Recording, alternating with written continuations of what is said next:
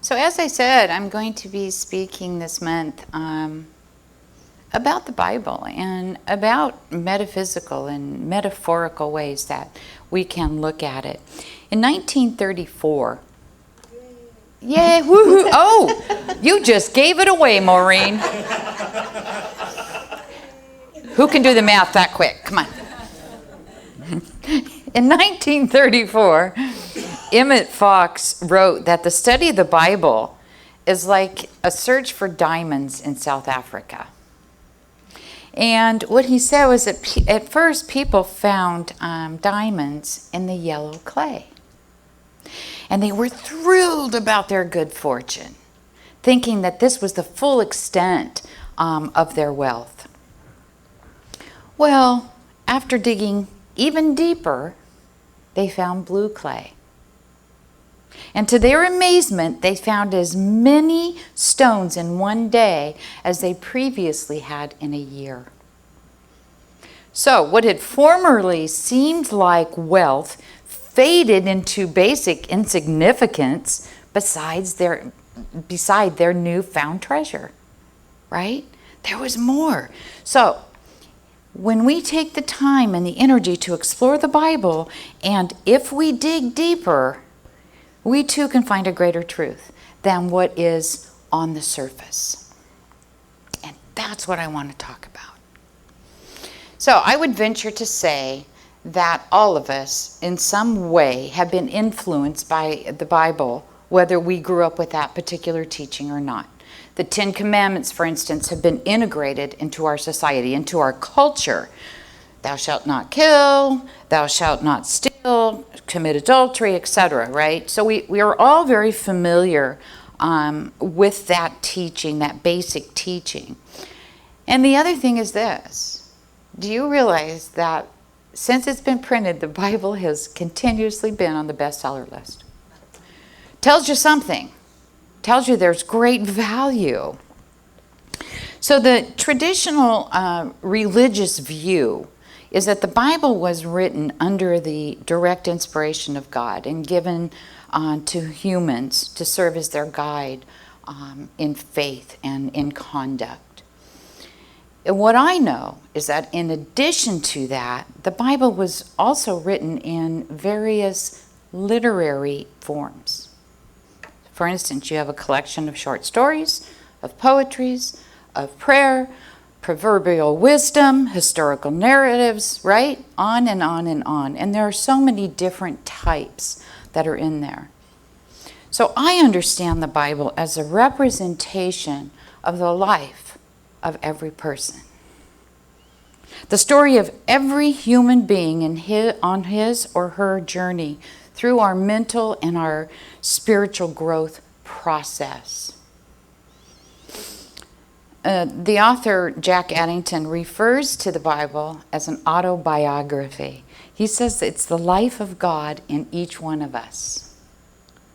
I really love that.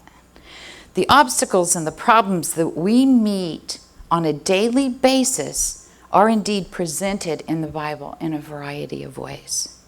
So the Bible, in essence, can be utilized as the answer book for any problem that finds its way into our experience. Now, it presents itself on three levels. Of course, the obvious level as history, as rules of conduct, as beautiful literature. The second one, on the mental level, there's enough philosophy in that book to keep us going an entire lifetime. Would you agree with that? Absolutely. And then on the spiritual level, there's a whole new world of discovery awaiting our recognition and our understanding underneath. And when we grasp those deeper meanings, the Bible shows us how the mystery of God unfolds in the life and in the experience of each one of us. So, what if we took a look at the Bible and the writings a little different than literal meaning, surface meaning? What if we looked at it as a state of mind instead of factual content? as if the writing is expressing a subject, not an object. And an object being something outside, right? Subject being something that exists within, existing in that writer's consciousness. An idea or a concept that the writer is working to get across to us, to explain to us. An author's words don't necessarily tell us what something was literally like necessarily. Although it may be their apparent purpose, perhaps they are telling us about their own perception of an experience in an attempt to convey to the reader a way of thinking or a way of feeling about a particular circumstance or situation. Creation story, for instance. Let's look at that. If you have studied or if you have any knowledge of the Bible, you'll know that there are two different, complete different creation stories. They're so different that likely scholars have decided they probably came from two separate authors. So the object in the first story is unknowable. It's a series of cosmic events not witnessed by any human being. Isn't that interesting? The subject is a conception of how the universe was created. So, if we ask questions about the subject, we can learn a whole lot. It's like going into that blue clay, digging a little deeper, looking for the abundance of information that is lying there for us.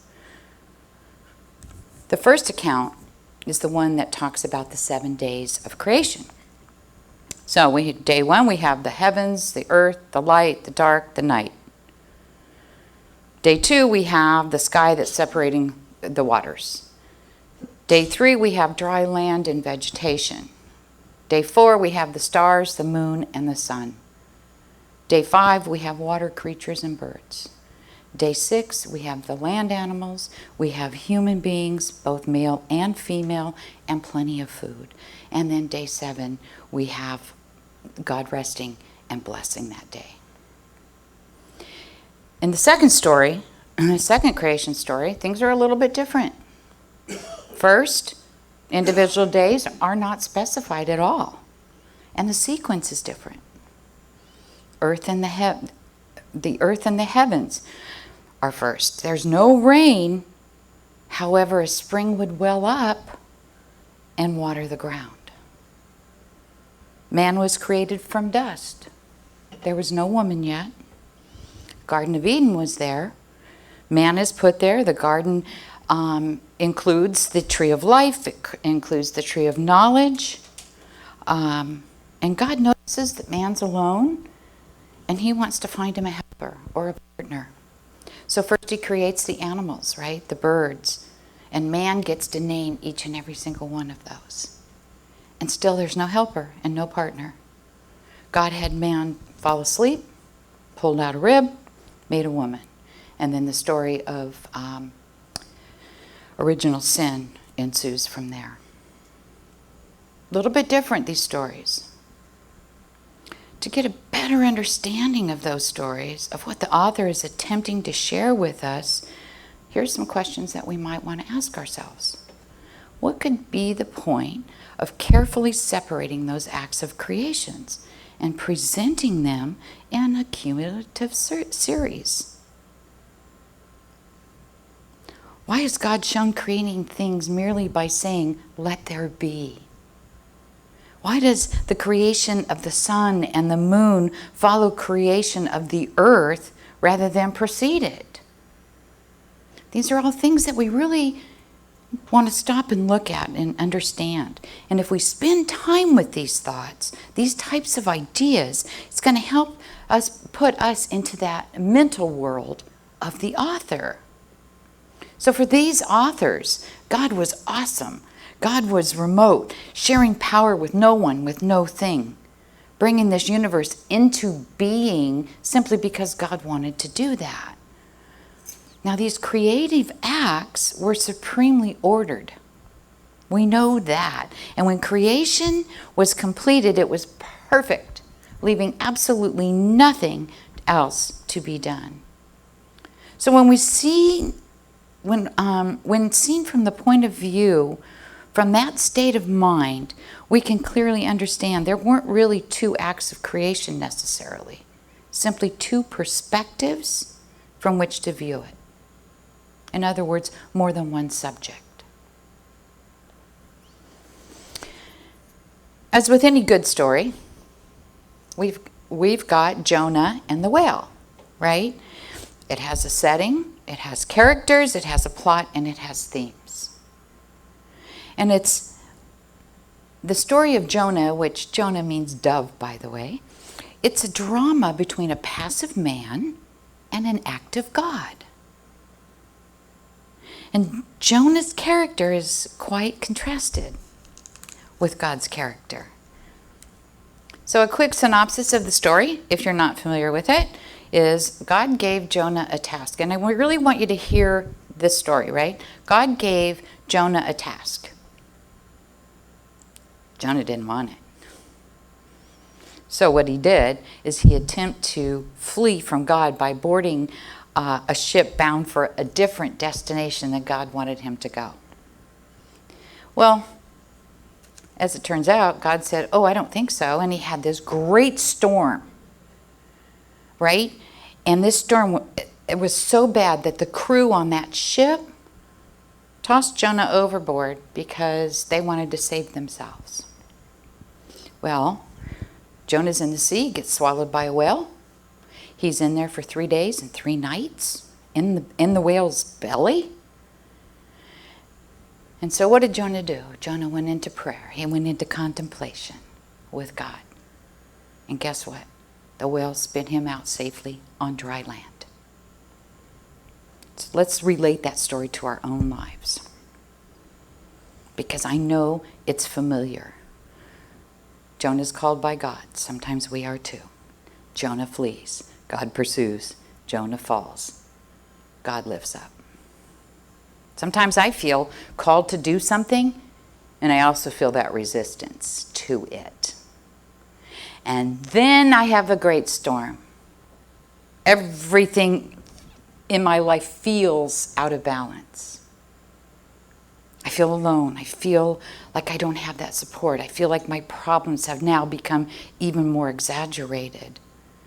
And after a period of time, maybe 3 days and 3 nights, I remember to ask for guidance. I remember to ask for support and direction. I remember to ask for that peace that passes all understanding through my spiritual practices, prayer, contemplation. And the funny thing is, every time I do that, it works. Right? We return to that dry land. We're free of being swallowed up by our problems, by any outward conditions that might exist that we have fallen prey to.